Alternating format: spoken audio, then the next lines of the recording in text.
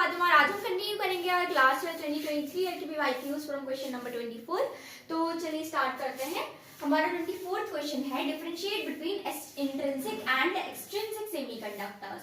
तो इंट्रिंसिक और extrinsic semiconductor के बीच में हम लोग को डिफरेंशिएट करना है। Intrinsic semiconductors are pure form of semiconductors, यानी इनमें इम्प्योरिटीज आर वेरी स्मॉल, बहुत कम इम्प्योरिटीज होती हैं इसमें। और एक्सट्रिंसिक सेमीकंडक्टर्स होते हैं इम्प्योर फॉर्म ऑफ सेमीकंडक्टर्स। तो यानी हम लोग एक और तरीके से डिफाइन कर सकते हैं एक्सट्रिंसिक सेमीकंडक्टर्स को कि these are intrinsic semiconductors doped with an impurity. Doped with an impurity यानी हम लोग एक्सट्रिंसिक सेमीकंडक्टर में क्या करते हैं, डोपिंग करते हैं। हम लोग एक इंट्रिंसिक सेमीकंडक्टर उठाएंगे, उसमें डोपिंग करेंगे तो बन जाएगा हमारा एक्सट्रिंसिक सेमीकंडक्टर्स। और अब नेक्स्ट आते हैं हम लोग low conductivity and high conductivity. Intrinsic semiconductors में लो कंडक्टिविटी होती है एंड एक्सट्रिंसिक सेमीकंडक्टर्स में हाई कंडक्टिविटी होती है। इसका क्या मतलब हुआ, यानी हमने एक अमाउंट ऑफ कांस्टेंट टेम्परेचर लिया, उस कांस्टेंट टेम्परेचर पे इंट्रिंसिक सेमीकंडक्टर में कम करंट फ्लो होगा। कंडक्टिविटी का मतलब यही होता है ना कि कितना करंट फ्लो हो रहा है, कितना अमाउंट ऑफ करंट फ्लो हो रहा है। तो अगर हमारा इंट्रिंसिक सेमीकंडक्टर उसी टेम्परेचर पे रखा जाए एज एक्सट्रिंसिक सेमीकंडक्टर, तो इंट्रिंसिक में कम करंट फ्लो होगा as compare to extrinsic semiconductor, right. हम लोग रूम टेम्परेचर, कोई भी टेम्परेचर ले लें, रूम टेम्परेचर, तो उस पे क्या होगा, इंट्रिंसिक सेमीकंडक्टर में कम करंट फ्लो होगा और एक्सट्रिंसिक में ज्यादा करंट फ्लो होगा। फिर थर्ड है हमारा majority charge carriers are both holes and electrons. देखिए हमारे सेमीकंडक्टर्स में दो टाइप ऑफ प्रॉपर्टीज होती है, first is holes and second is electron. दो टाइप ऑफ चार्ज कैरियर्स बोल सकते हैं आप, first is hole and second is electrons.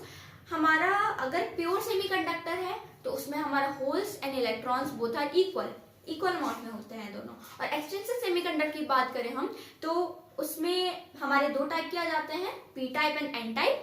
P type semiconductor में क्या होता है, holes are the majority charge carriers and N type में क्या आ जाता है, हमारा electrons are the majority charge carriers. तो हमारा यहाँ पे तो NH इक्वल्स टू NE, यानी number of holes equals number of electrons. लेकिन एक्सट्रिंसिक में क्या होता है, पी टाइप में होल्स मेजॉरिटी चार्ज कैरियर्स होंगे, एन टाइप में हमारे इलेक्ट्रॉन्स मेजॉरिटी चार्ज कैरियर्स होंगे। इसके एग्जांपल्स आते हैं हमारे नॉर्मल जर्मेनियम सिलिकॉन, कोई डोपिंग नहीं है यहाँ पे। एंड यहाँ पे एल्यूमिनियम डोप विद सिलिकॉन, ये हमारा पी टाइप होता है, यानी यहाँ पे होल्स मेजॉरिटी चार्ज कैरियर्स होते हैं and this is P doped with SI, यानी ये एन टाइप सेमीकंडक्टर। तो यही है हमारा differentiation between both of them. अब हम लोग आते हैं अपने नेक्स्ट क्वेश्चन पे। तो हमारा नेक्स्ट क्वेश्चन है briefly explain how diffusion and drift currents contribute to the potential barrier in a PN junction diode। पहले हम लोग PN junction diode बना लेते हैं। अच्छा, यहाँ पे हमारे दो टाइप के रीजन होते हैं, एक होता है P type region and the second is N type region. This is P type and this is N type region. P type region में हमारे मेजॉरिटी चार्ज कैरियर्स होते हैं होल्स और माइनॉरिटी चार्ज कैरियर्स होते हैं यहाँ पे इलेक्ट्रॉन्स। और एन टाइप में हमारे मेजॉरिटी चार्ज कैरियर्स होते हैं electrons and minority charge carriers होते हैं होल्स। माइनॉरिटी चार्ज कैरियर्स आते हैं हमारे होल्स। और आयंस की अगर हम बात करें तो पी टाइप रीजन में होते हैं हमारे negative ions and N type में होते हैं हमारे पॉजिटिव आयंस। अब देखिए यहाँ पे जब हमारा जंक्शन बनता है, when the junction is formed, तो due to concentration imbalance of charges in both regions diffusion takes place. Concentration imbalance है, देखिए यहाँ पे हमारे मेजॉरिटी चार्ज कैरियर्स होल्स हैं एंड माइनॉरिटी इलेक्ट्रॉन्स हैं, और यहाँ पे हमारे मेजॉरिटी चार्ज कैरियर्स इलेक्ट्रॉन्स हैं and minority charge carrier holes हैं। तो कंसंट्रेशन इम्बैलेंस है और कंसंट्रेशन इम्बैलेंस की वजह से डिफ्यूजन होता है। तो देखिए होल्स हैं यहाँ, मेजॉरिटी चार्ज कैरियर्स अपने हायर कंसंट्रेशन से लोअर कंसंट्रेशन में जाएंगे तो एक diffusion current, hole current produce होगा जिसको हम डिफ्यूजन करंट बोलते हैं। पी टाइप रीजन में होल्स की वजह से ये डिफ्यूजन करंट प्रोड्यूस होगा इस डायरेक्शन में। This is diffusion current. Diffusion current. और एन टाइप रीजन में हमारे इलेक्ट्रॉन्स हाई कंसंट्रेशन से लोअर कंसंट्रेशन में मूव करेंगे, यानी इस डायरेक्शन में। लेकिन करंट इस तरफ नहीं होगा, वो इसलिए because current is always in the negative direction of electrons. Negative direction यानी अपोजिट डायरेक्शन में होता है इलेक्ट्रॉन्स। तो हमारा diffusion current of electrons will be also in this direction, same direction होगा होल्स और इलेक्ट्रॉन्स के डिफ्यूजन करंट का। एन टाइप रीजन में, इसको एंटी लिख रहे हैं, एन टाइप रीजन में इलेक्ट्रॉन्स की वजह से diffusion current, diffusion current.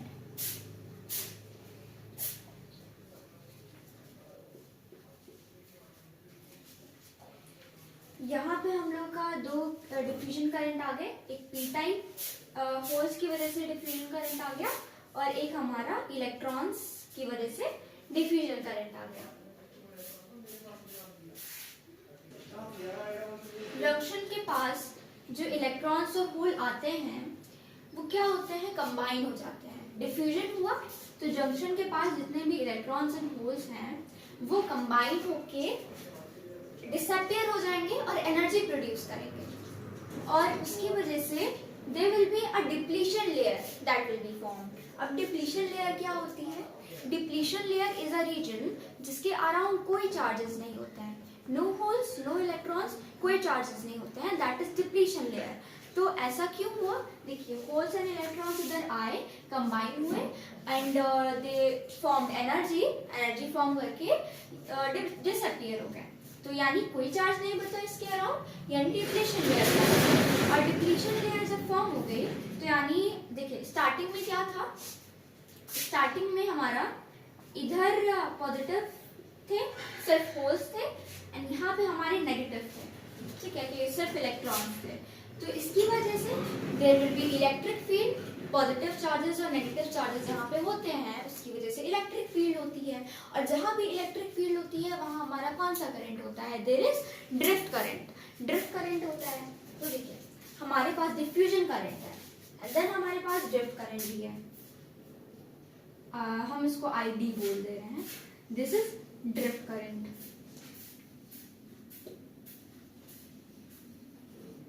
Diffusion current भी है हमारे पास और हमारे पास ड्रिफ्ट करंट भी है। अब ये जो हमारे डिफ्यूजन करंट और ड्रिफ्ट करंट है, जब ये इक्वल हो जाते हैं तब हमारा पोटेंशियल बैरियर बनता है, ठीक है। जब हमारा डिफ्यूजन करंट और ड्रिफ्ट करंट इक्वल हो जाते हैं तब हमारा पोटेंशियल बैरियर बनता है। अच्छा, अब हमारा जो डिफ्यूजन करंट है ये विद टाइम डिक्रीज हो रहा है। ऐसा क्यों? क्योंकि एट अ सर्टेन टाइम जो हमारा कंसंट्रेशन बैलेंस है जिसको हमें अचीव करना था वो अचीव हो जाएगा, तो इसीलिए जो हमारा डिफ्यूजन करंट है it is decreasing with time. तो कुछ ऐसा टाइम आएगा जिसमें हमारा जो ड्रिफ्ट करंट है and diffusion current will be equal. Drift current यानी आईडी इक्वल्स डिफ्यूजन करंट, या हम ऐसे डायरेक्टली लिख दे रहे हैं drift current, drift current will be equal to diffusion current. Diffusion current. और जब ऐसा होगा तब हमारा पोटेंशियल बैरियर फॉर्म होगा। हम लोग को यही एक्सप्लेन करना था कि कैसे ड्रिफ्ट और डिफ्यूजन करंट कंट्रीब्यूट करते हैं to the potential barrier in the junction diode. तो ऐसे कंट्रीब्यूट करते हैं जब इक्वल हो जाएगा एट अ सर्टेन टाइम, जब ड्रिफ्ट और डिफ्यूजन करंट इक्वल हो जाएंगे एट अ सर्टेन टाइम तो हमारा पोटेंशियल बैरियर फॉर्म हो जाएगा। तो hope you like the explanation. हम लोग सेकंड क्वेश्चन पे आते हैं अपने। तो हमारे 26 क्वेश्चन है, इसके दो पार्ट्स हैं। First is this: 12 negative charges of same magnitude are equally spaced and fixed and on the circumference of a circle of radius r। radius r है or relative to being potential being zero at infinity, find the electric potential and electric field at the center C of the circle. तो हम लोग को दो चीजें find out करनी है, first is electric field and second is potential. तो potential क्या होता है हम लोग को पता है, V is 1/4 pi epsilon naught 1/4 pi epsilon naught Q upon R. ये हमारा पोटेंशियल होता है और इसको हम कैपिटल Q लिख देते हैं. ये हमारा पोटेंशियल R होता है और इलेक्ट्रिक फील्ड होती है हमारी in a direction n cap 1/4 pi epsilon naught Q upon R square n cap. पहले हम लोग पोटेंशियल निकालते हैं. तो देखिए हमारे पास 12 चार्जेस हैं, इन सब का हम अलजेब्रिकली सम कर दें तो हम लोग को पोटेंशियल मिल जाएगा. तो वही करते हैं हम लोग. तो V net